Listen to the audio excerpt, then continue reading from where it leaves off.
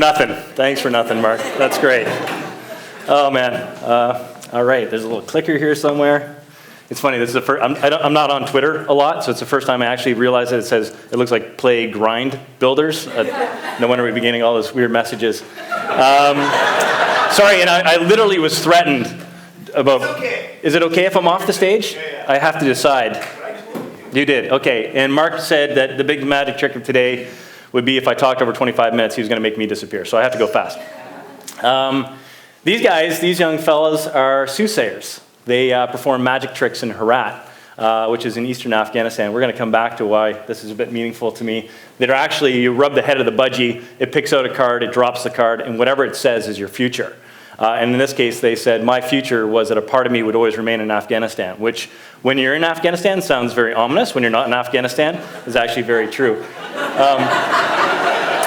And the background for today is a little bit Afghanistan heavy. In fact, most of the magic we're going to talk about is in Afghanistan, although that is not all we're going to talk about. So in my 20 to 25 minutes, we are going to talk about magic, and there's 7 different kinds of magic if you look at the categories of magic, and there's much discussion about this.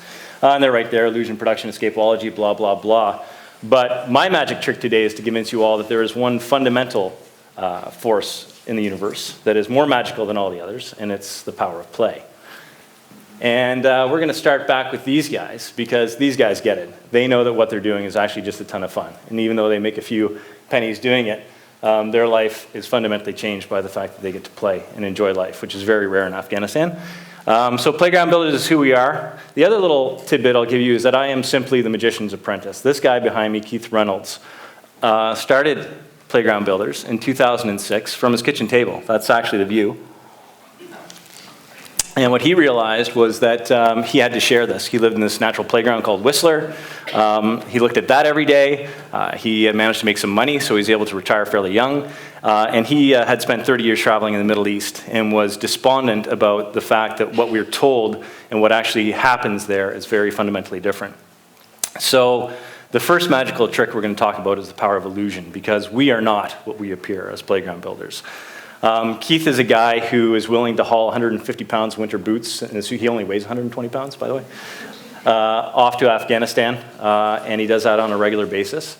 And the reason is simple, because we know that if we can convert that into that, our job is done. So in one sense, we're incredibly simple. Our only purpose is to create smiles.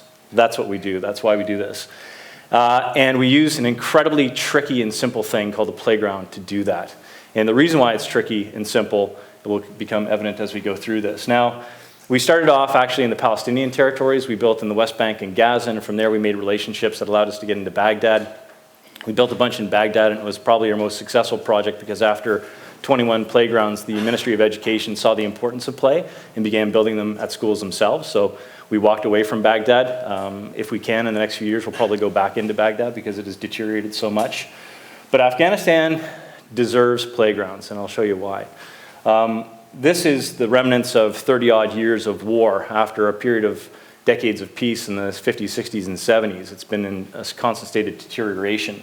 And the remnants of war are everywhere and becoming ingrained in the culture and society. But it's still the most heavily mined country on earth. There's an estimated 30 million unexploded ordnances scattered across the country. Some of them, these beautiful little spinny green things, actually look like toys, so they tend to target children. And so if the current rate of mine sweeping continues in Afghanistan, it will take over 200 years to clear the country of mines. And that's what the white dots are a very good thing. If you travel in Afghanistan, look for the white dots, stay away from the red ones. The red ones mean that there's a mine somewhere in the area or it hasn't been cleared. Current estimates show about 24 children are maimed or killed in Afghanistan every day because of mines. Kids like this one, goat herder in eastern Afghanistan in Kurok. And these 2 young guys in a little village that we built a playground in, the shepherds are the ones that are the common victims of those landmines. It's an incredibly poor country. It's one of the poorest countries on earth. It's torn apart by global powers every single day with no real sense of self-determination. And the kids and the people that you see there are at once the most resilient and challenged people I've ever met. It is a country largely of old men after years of war, and also very, very young children. The conditions are generally fairly appalling. This is actually part of Kabul, the capital city of 4.5 million people. It was built for one, so it's wildly overcrowded. And apart from the violence of the past, there is still the psychological remnants. This little pockmark is what a mortar looks like when it lands in the middle of a schoolyard, killing 7 kids in 1991 and traumatizing about 3,000. There is no safe harbors in Afghanistan. There is no area that hasn't been a target. So our common perceptions of what it looks like to be safe don't apply. And the biggest killers in the country are diseases that we currently deal with and don't even think about, like tuberculosis, which, when you combine it with some of the world's highest rates of illiteracy, make it incredibly challenging to deal with. More kids die in malaria every year in Afghanistan than just about anywhere outside of Africa. And this young girl who I met in a clinic in Jalalabad is actually suffering the effects of polio, a disease that we largely believe to be eradicated elsewhere on the planet. This lady is receiving free medical treatment. This clinic I'll talk about more in a minute, but this clinic operated at the good graces of the Norwegian government for several years, treating 55,000 women and children every single year, and it closed 4 years ago simply because they decided to support education instead of healthcare. So the complexities of Afghanistan are deep. This is their maternity ward. Afghanistan ranks 9th in the world for maternal mortality, and you can see why. This was the only birthing clinic in eastern Jalalabad, the 4th largest city in Afghanistan. And ladies like this bring their children in there because not only are they more likely to die, Afghanistan ranks in first place on the globe for only one thing, and that is infant mortality. And if your child is born, it still has a 1 in 5 chance of dying before it reaches the age of 5, which is this little guy's. So it's a tough country, and hence it deserves to play. The other piece about Afghanistan that is very challenging is the rates of child labor. Rough estimates are 30%. Anybody you talk to in Afghanistan believes it's far higher than that. But contrary to what we believe about child labor, if you experience it, these kids are building a trade. And it's probably the key to their survival in that country. The other and most disturbing thing, amongst many disturbing things that you can see in Afghanistan, is the violence. And it is young boys in the streets kicking the living tar out of one another. And you see it everywhere. This was a snapshot out of the car window as I drove by, these boys beating up this young guy.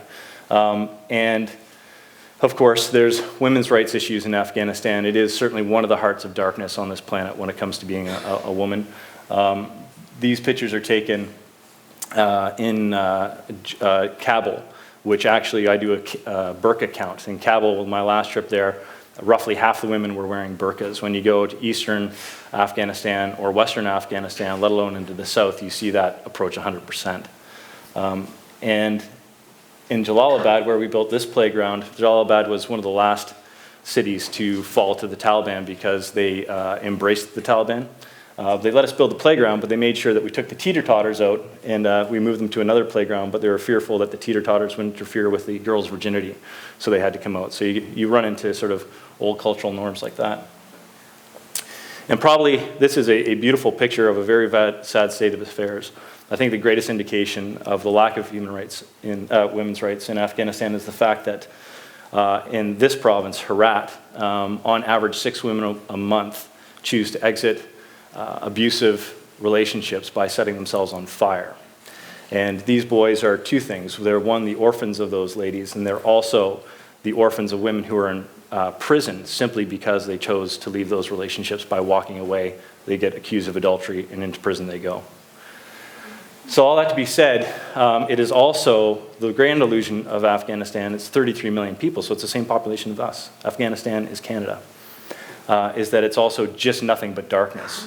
But it is a beautiful country. And when you travel through the country, you see some of the most spiritual sights on earth. That's Bamyan behind us.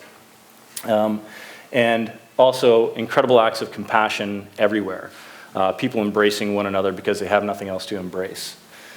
And so the next bit of magic about Afghanistan and what we do is that we literally take nothing and produce something from it. The act of production is core to who we are. I want to tell a quick story about this man that you see sitting there. There's 2 gentlemen there, but with the white sleeves. That's Amnullah Nazrat. He created 10 schools for girls during the Taliban regime in Kabul at incredible risk to himself and everybody else involved. He educated girls during that dark period. And after the fact, he built HEWAD, which is a humanitarian assistance group that was running that previous clinic that I showed you. And we found him. He's a national hero. And the beautiful thing about the way we operate is they have a desk, they have a building, they have computers, and we don't have to pay for any of that stuff. So as a frugal little charity, it's very helpful.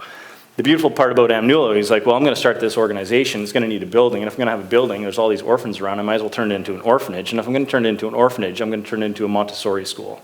So this little orphanage is called House of Flowers. It's the only Montessori school in all of Afghanistan, and it is the most beautiful place on earth. I wish you could all go there and experience what it's like to walk in through those doors out of the city of Kabul. Dr. Inayat Mujahidi, best last name ever, is our only employee in Afghanistan. He's the guy who's out there looking for places to build and dealing with the people on the ground to make sure that they're getting built appropriately. He's hilarious. And when we first started in Afghanistan, what you need to know about us is we fundraise and we do project management, but 100% of the money we get goes into building playgrounds, and the reason is guys like this. So this is Farhad and Ibrahim shop in Kabul. It's right down the street from the airport, the most dangerous road on earth. Right outside their steps, there's a spot where 7 Italian soldiers were blown to smithereens just 8 years ago. And yet they proceeded, they started off, this is Ibrahim, they started off with us, and we asked them to show us what they could do, and they built a little playground back at the orphanage where these kids are. And they did such a great job that we signed a contract with them to build all of our playgrounds in Kabul and the surrounding areas. These are their, they had 7 employees to start with. These are 6 of them. And by the time 2013 had rolled around, they had scaled up and they employed 70 people doing all kinds of different welding projects. So economic development seems like a small part of what we do, but to those 70 guys, it's a great big part of what they do. And so they scaled up and hired a bunch of people. These guys are concrete and gravel guys in Herat. I love this shot because it shows me in my nice beefy hiking footwear, and this kid hauls machinery around all day long in his flat sandals. The other thing is we're dead simple. There's nothing complicated about what we do. We stole the blueprints for UNICEF playgrounds, and as we learn how absolutely thundered they get when you put them in a playground where kids have never seen equipment before, we modify, learn, change, and adapt our designs and work with these guys so that they're ever more robust and last longer and longer. We also dedicate 10% of all of our funding to go back to every playground every single year and make sure that all the equipment is still functional. So the other cool part about what we do, even though it's small numbers, is these guys had a choice. They could get paid $8 a day to go fight for the Taliban, which when the average annual income is roughly $100 is a big deal. Or they could build playgrounds for us for $7 a day and create this instead. So we do give some choice to a small number of people. There is something about building in war zones that you need to know, and it's how to leave. Getting in is wildly easy. To get into Afghanistan, it costs $100. You send your passport off to the, I shouldn't be saying, but you just send it off to the Afghan embassy. And away you get this beautiful sticker in, and then you walk into the airport. The tricky bit is to never book a ticket out, because you don't know if or when you're going to be able to leave, and to not let anybody know that you're coming. So our entire philosophy of security is the absence of security and attention. This is Dr. Inayat driving us into the Panjshir Valley. He is our chauffeur. He's the guy that picks us up at the airport, where everybody else walks out and gets into bulletproof vests and armored vehicles, and off they go, these big NGOs spending hundreds of thousands of dollars a day on security infrastructure. We get into an old beat-up Toyota.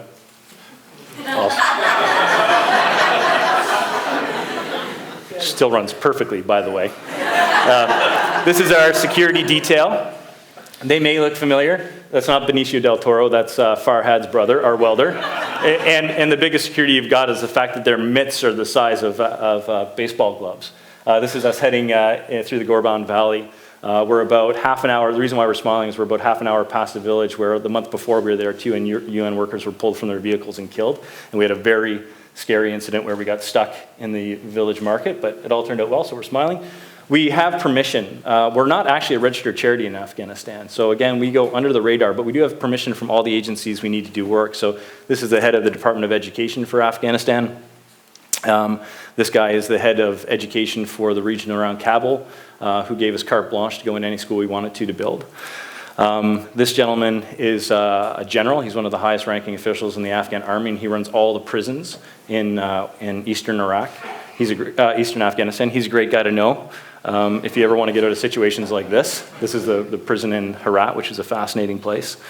And this guy is the Mufti of Eastern Afghanistan, which means that he is the guy that can issue fatwas across the entire region. He's survived a king, the Taliban, the infighting, ISAF forces. He's a great guy, and I carry his picture when I'm in Afghanistan right here. And I hope that's my get out of jail free card.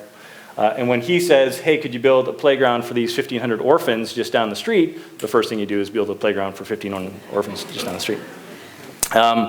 These guys are village elders. They're in a new area, Kurok, I mentioned before, which is way off in the mountains outside of Herat. It's a long, dusty drive to get there. And they invited us to come, and that's really the premise. We don't go anywhere where we're not invited. And so we meet with them, we chat with them. They point over there. And that's where we build a playground, because that's where they want it. And we spend an awful lot of time talking with students, talking with teachers, and coming up with new ideas about what they would like. The interesting thing is once you produce a playground, suddenly you're into this whole new conversation with these kids about what else is possible in life, which is one of the magical aspects of it. We get a lot of attention, and the reason why we get a lot of attention is because of skepticism. So many aid agencies have rolled in and out of Afghanistan over the years and done something and left, that to actually show up and produce something, when our boots are on the ground in an area where we're going to build a playground, it's 4 to 6 weeks before that playground exists. So they actually see these things come to life instead of empty promises. And like these ladies who challenged us to do more than just build playgrounds, we now supply volleyball nets and badminton nets for the older kids to play. And they did an amazing display of playing volleyball in their high-heeled shoes, which is pretty fascinating to me. So lots of conversation, lots of challenging moments, and lots of just beautiful, inspiring moments with these people who just, these young people who just see this incredible future in front of them despite all the obstacles. So this is the big reveal for us. We are nothing more than a sleight of hand. And I'll use this school as an example. So we talked about Jalalabad. When you drive into Jalalabad, there's a big, beautiful lake. It's very lush. You can see the Bin Laden family summer home off in the hills. When we went in there in 2009, I said, where is Osama bin Laden? And they told me the town where he's eventually killed, believe it or not. And you're like, oh, well, I think somebody else should have been talking to these guys maybe beforehand. But, and this lady, Nouria, really opened our eyes to this. Keith and I's ambition was simply smiles. We were building playgrounds because smiles are enough. And when we went and saw what she had allowed us to create in this gorgeous oasis and otherwise decrepit city, this beautiful playground, still my favorite. What she talked about was the fact that since we built the playground, kids were coming to school more often, their attendance was improving. They were getting a whole bunch of PTSD out on this equipment. They were socializing better, and when they came and sat down in the classroom, they were learning better, and she's seeing the average scores in her school go up. We don't have a proper study about that, but I believe her. The reason why I believe her is because as we were leaving, I was so taken and emotional with the entire conversation that I extended my hand and she shook it, which left Amnula and Dr. Anayak giggling their heads off because they told me after the fact, de facto, I had married her. Awesome. So I'm not a sad single 45-year-old after all. Oops, sorry. Yeah, I am. I'm sorry. So the other story, this is the other sleight of hand. This lovely lady, Fahima, this principal, I just want to point out in this picture, you see the lovely green grass behind her? Well, she runs the largest school in Afghanistan. This, believe it or not, Malika Surya has 14,500 girls. You can see the back wall is still pockmarked by bullets. Since this picture's been taken, they painted it, they patched the bullets. And we built this big playground. The swings are locked up simply because it was a holiday. But she made a very excellent point. She said, guys, she didn't actually say guys, but we were sitting down and sipping tea, and she said, hey, 14,500 girls. Many of them are too old to play on the playground. The playground is overwhelmed. You should really put in a soccer field. And Keith and I were like, hey, we're playground builders, not soccer. And then we talked about it, and we're like, let's try it. We'll just try it. So these guys came in, they individually planted little tufts of grass, created that beautiful lush playground. And so the next year we went back, to have more tea and some sweet cookies. And this is the state of the interior of the school. Can you believe it? The teachers actually teach in 3 shifts. They start at 6 a.m. and go through to 6 p.m. just to get through that number of students because it was only built for 1,500. Wild. And so you see all these great smiles, and it's all wonderful, and everything's great. And I brought a bag of jerseys that my sister collected from her soccer association in Nova Scotia, and we did a little photo shoot and played soccer, and they completely thumped us, by the way. And then, Fahima said, you know, it's all great, but it's such a sad thing that the grass is just going to die. I'm like, well, why is the grass going to die? She goes, oh, well, our pump doesn't work anymore. Oh, okay, well, we'll go get you a pump, right? So down we go in our beat-up Toyota down in this little part of Cabell, which is kind of sketchy and had a very uncomfortable situation. But we negotiated, bought a pump, came back, nobody could put the pump in. So I became a pump expert, put the pump in the well.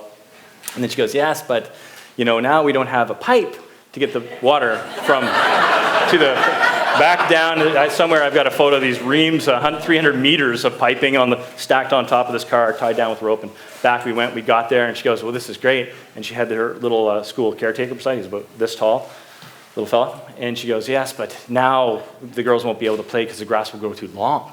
And I'm like, back we went, back with the lawnmower. I have a video of us, you know, cutting a ribbon and pushing the lawnmower. It was great to do. Anyway, that's when we realized how powerful these people are. You know, the reason this school exists is because women like Nuria and Fahima are able to collect from a very corrupt system all the resources they possibly can. And that's how deeply, profoundly they believe in this. And I think there's more than a little bit of Fahima in this young girl's smile. So I think she's instilling the spirit in 14,500 girls every single day. Turning what is into what can be is the power of transformation. Where most people see decrepit dust and unsuitable circumstances, we see nothing but hope. In Afghanistan, it only takes 3 things to call a school a school. One is a teacher, the second thing is students, and the last thing is a chalkboard. And your interpretation of what a school may be is wildly challenged when you're in Afghanistan. And one of the things that's most painful for us, of course, is that we see these girls who literally come up to us and tell us, hey, what we need is a roof over our head so we can come during the rains, during the snows, and learn, which is particularly painful for us. And Keith and I are big softies, so we have, on occasion, repaired classrooms. This gentleman is the principal of the second largest school in Afghanistan, in Herat. He has 11,500 boys who go to school in these. And these are the good ones, by the way. I meant to pull out the ones of the tattered tents, but it seemed like overkill. And what he knows and what he said to us is he had cleared an area and collected some of the older tents together and challenged us to build a playground big enough for all 11,500 boys. So we built our biggest single playground for these guys. This is just a corner of it. And what he said was the same thing that Nuria said. It was causing the kids to have a new sense of delight in coming to school. The other cool thing that happens after we build a playground, no matter how barren the landscape, the teachers turn it into their recreation class. So now they're teaching phys ed, which is super fun. The power of restoration. This is really my story. When you spend time with people like this, and in particular these young girls, it can be quite challenging, as anybody who does work in these parts of the world knows. And this one playground is right on the exit of Kabul on the road to Jalalabad. It's a huge military base, and it gets bombed quite regularly. It's a regular scene of attack. And this teacher, it's not the principal, it's the teacher here, said to me, you know, what we really need now that we have this nice playground is a first aid room, because quite often our kids get run over on this road, and even more often they get injured in blasts. And when you're building playgrounds, no matter how profoundly deeply you understand that, the idea that these children are dying without suitable first aid is incredibly challenging. It also was the afternoon before we decided it was time to go. And so I was literally kind of standing there. Oddly, Keith took this picture during the moment, having a pretty dark spell. And one of the other teachers came up to me and said, you know, what you have to appreciate is that 1 hour of this is enough. And that restored me for quite some time. When I say quite some time, it is only because that is also not true. It is also not enough to know what happens to these children when they leave the playground. The age of 13, 14, these girls are leaving school and for the most part, disappearing forever underneath a burqa. It's not acceptable. So my last piece of magic for you is the power of prediction. Just like those soothsayers said, my heart will always be with Afghanistan. I will always do work in Afghanistan. And our belief is simply this, that if you go and light a candle in a very dark room, that light casts far further than it would in other places. And every smile to us is a success, a victory in the battle against the evil that there is in this world. And if we can plant thousands upon thousands of these smiles, to date we've built 204 playgrounds, 542,000 kids just by school enrollment playing in these playgrounds every single day, which when you march those kids through school and out and bring new kids in means we have generated play for over 1 million kids, an uncountable number of smiles. And we focused on Afghanistan simply because we want these little circles and pools of light to overlap. We believe we can make a difference through the power of play.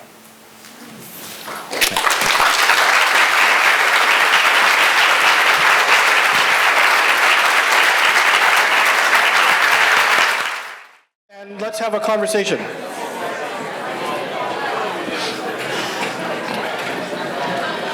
Lila, do you have a good question? She does? Okay, good. So when we designed this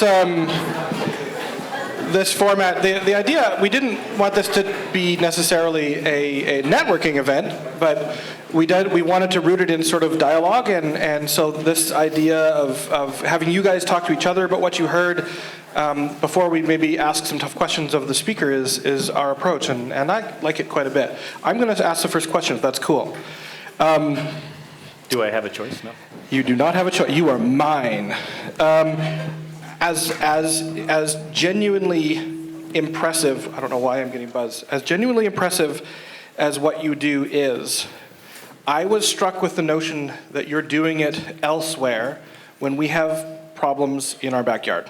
And that's not a criticism, it just, I was like, well, wait. Great question. There are impoverished neighborhoods in Canada and in non-conflict zones that could use playgrounds and smiles. So why don't you build there? I'm sure others have asked you that. It's a great question. I believe profoundly in the power of play, period. So the fact that there are First Nations communities 112 kilometers from here for which the playground is a puddle, speaking of Mount Currie, for example, breaks my heart. And I toss a question back at you. How is it possible in a country like Canada that we cannot create sufficient, fun, active play areas for our kids in every single community, regardless of size? How is that possible? You know what a playground costs us in Afghanistan? Where they buy all the materials locally, granted the cost of labor is low there, $7,500 is our average. Recently in Vancouver, they built a playground for $750,000, and that was a cheap one. It makes no sense. We're talking about swing sets and slides, teeter-totters, like that's all that needs to be done. The other answer to that question, I guess, is simply Keith and I, middle-aged men, maybe a little on the high side of middle-aged, no kids, different risk profile than some people for sure, and our calculus was simple. We've traveled these parts of the world a little bit, and they need it more desperately than anybody else. Those kids deserve it as much or more than any other kids on earth, and we can. We know how, and we can, so we will. If you believe in a global community, then that's why we do it. That's why we do it there. All right, those were pretty good answers. Smarty pants. I thought I had them. All right. I'm assuming that there's no playgrounds are us or something there. So where do you get your supplies, and how much of it is prefab or versus you actually have to fabricate parts yourself? Or yeah, so I'm going to answer your question, but also going to add a little bit of information if I can. So Keith and I pay to play. Keith funds roughly 85% of the organization's operating costs. He hates it when I say that. We call it he's our anonymous donor. And I pay roughly 10 to 15%. We also pay for 100% of our own travel, et cetera, et cetera. And we do that so that every penny we raise goes straight to those guys that you see. So they source local materials. The only place where that isn't true currently is in Gaza, and we're only able to build about one playground a year in Gaza just because it's almost impossible to get materials in. And there, they typically buy prefab stuff made in Israel, and then you can see the fiberglass slide is not going to be turned into a tunnel that somebody can crawl through with a rocket. So that's why. So, but of the parts they're buying locally, Yeah. how much of it is like actually a slide versus? Oh, no, so took they steel buy and they pure made it, materials. or- They're yeah, buying that's sheet what I'm steel saying. Yeah. and tubular steel and all that kind of stuff, yeah. Thanks. I made the mistake once of referring to them as bomb-proof. That's a terrible saying, and they're not. But they're big, strong stuff, and they manufacture question? and fabricate on site. Why does the school have a boys' school and a girls' school? That's a great question. So there are just boys' schools, and there are just girls' schools, and it kind of depends on where in Afghanistan you are. For the most part, though, there are boys and girls' schools until they turn 10. And then because of their beliefs in that country, they decide that the boys should be separated from the girls. So even when you go to a wedding in Afghanistan, and they have in Kabul, the city is basically in ruins for the most part. There's one district that looks like Las Vegas with these great big glass buildings with shiny, sparkly lights. And if you get invited into a wedding there, you'll go left to dance and eat with the boys, and you go right to dance and eat with the bride. And I am not allowed on that side. So it's a cultural thing, yeah. So they are together until about age 10, and then they go off into separate schools. Thank you so much for your share, and also for taking us to a part of the world that we don't really know very much about. We only know what the media tells us. So I'm just wondering, where do you go from here? That's a great question. What's the next transformation for your organization? So we're about to go through that. Keith and I had the look at each other in the eye conversation this summer, because when I got involved with Keith in this in 2006, we created the charity in 2007 and really scaled things up. I knew I'd be doing it for the rest of my life, because you can't leave a playground. You can't just walk away from it. But we suck at fundraising. We build about 25, 30 playgrounds a year. We have the capacity to build way more than that. And when we reconfigure ourselves this fall, we're going to get focused on that. We'd like to build 100 playgrounds a year, and we'd like to go into all the other regions of Afghanistan, but we also want to go to Lebanon and Jordan and get into the Syrian refugee camps, and then into sub-Saharan Africa. Thank Yeah, you. there isn't a conflict zone that we don't intend to go, but it takes a ton of time and resources to find the relationships in those areas to do it using our model. No bribery, 100% goes into the construction. We pay very competitive local rates. When we were in Herat, we wanted to open up eastern Afghanistan.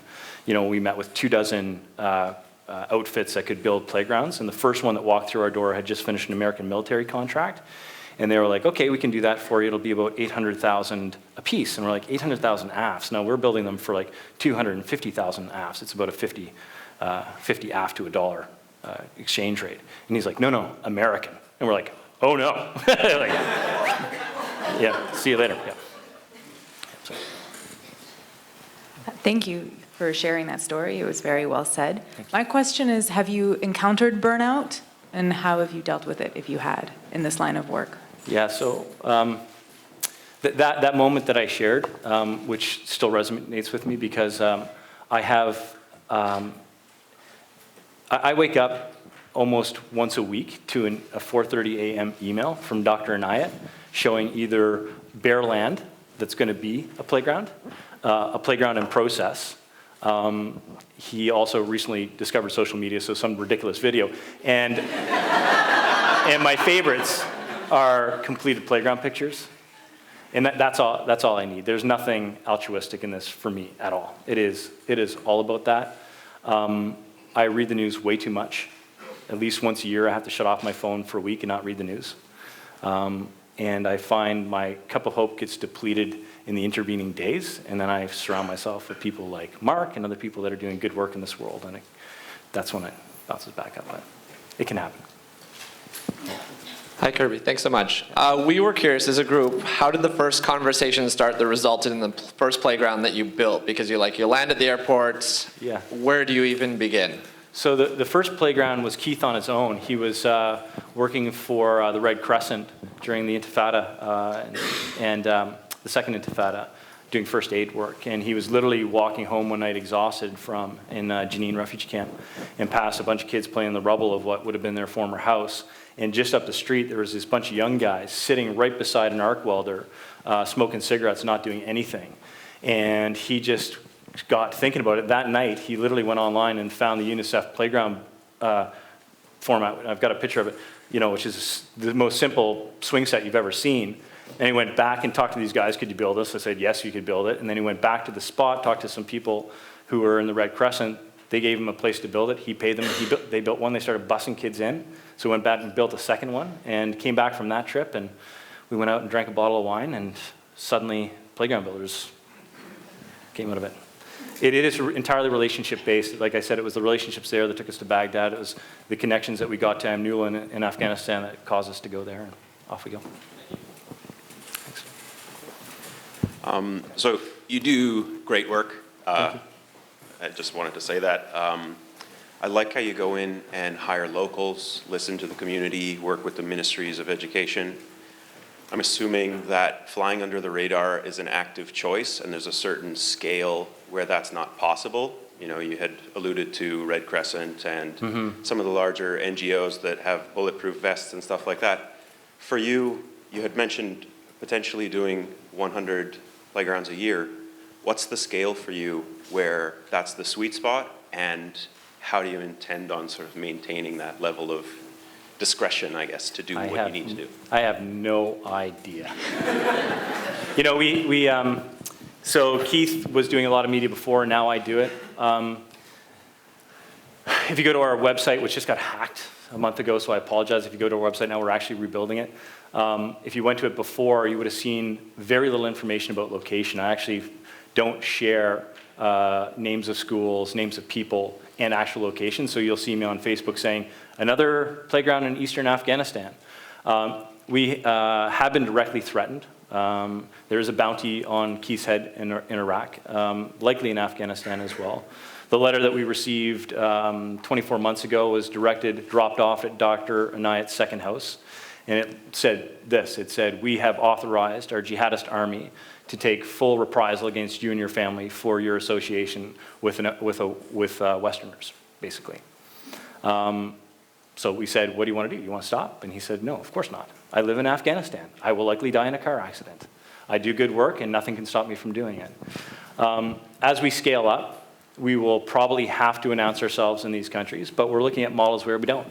There's nothing legally required for us. We have all the permissions we require to do it. Again, the idea that our faces are public, the Taliban have access in Afghanistan to the internet. They can search Afghanistan, and NGOs and find us. And that's part of it. We've never had an incident in one of our playgrounds. One day we will.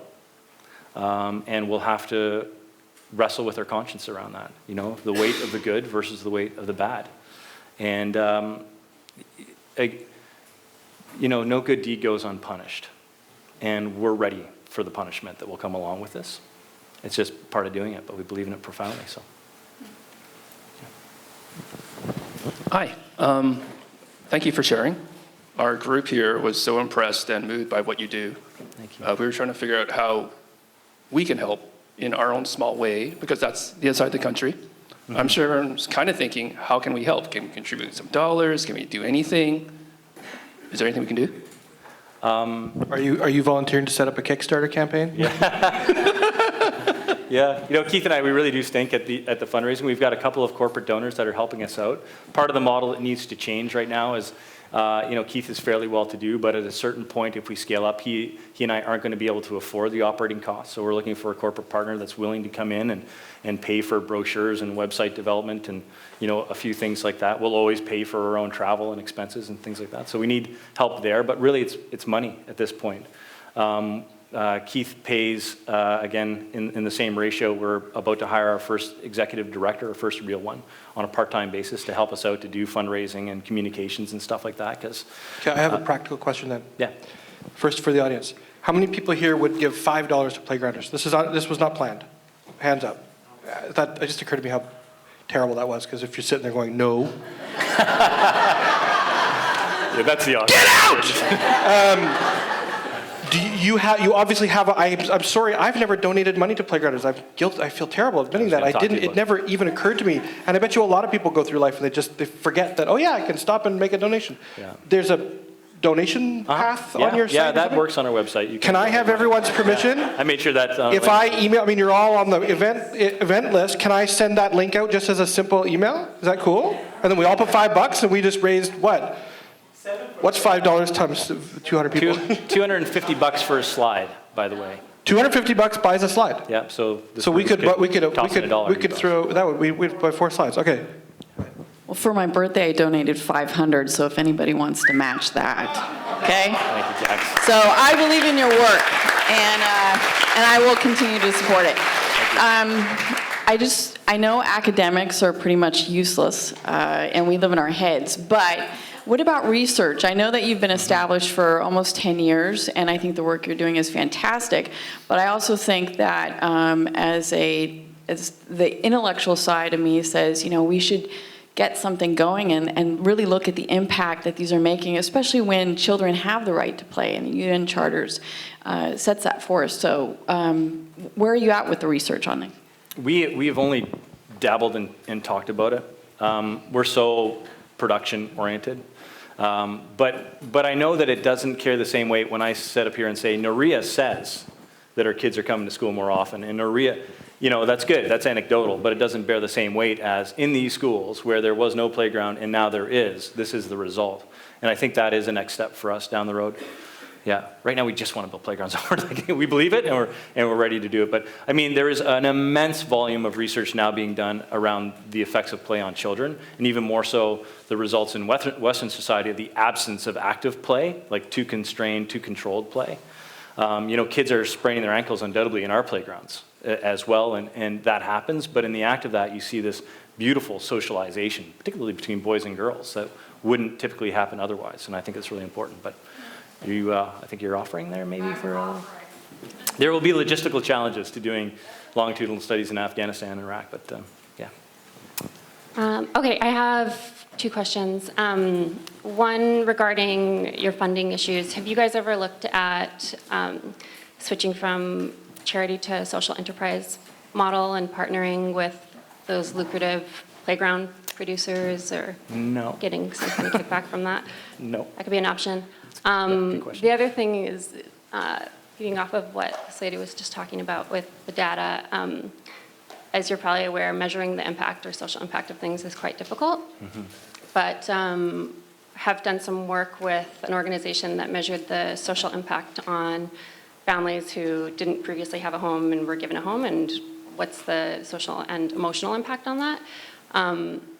I know someone who's studying at UBC right now, cool. looking into that. So if you are looking for resources to figure out what the social impact is, to build off of what she was talking about, there are people doing it at UBC right now.